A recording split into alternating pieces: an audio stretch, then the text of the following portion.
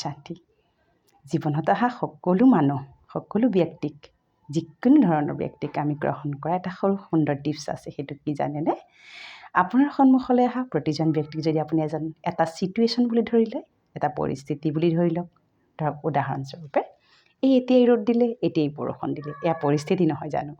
আমাৰ জীৱনতো হ'ব পাৰে। কোনোবা আহিব পাৰে, আপোনাক আনন্দমুখেৰে সম্ভাষণ জনাব পাৰে, সেয়া আমাৰ বাবে সুন্দৰ ছিটুৱেশ্যন নহয় জানো?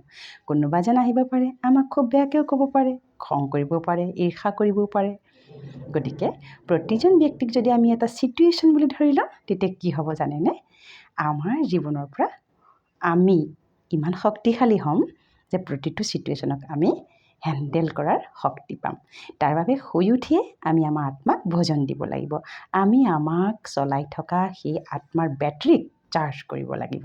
তাৰ বাবে ৰাজযোগ মেডিটেশ্যন কৰক। ৰাজযোগ মেডিটেশ্যনে ইমান শক্তিশালী, ইমান দৃঢ়তা আনে জীৱনত যে 21 দিনৰ পিছত আপোনাৰ এই বেয়া লগা জীৱনটোৱে এটা উৎকৃষ্ট, অন্যতম ৰতনতুল্য জীৱনলৈ পৰিণত হ'ব।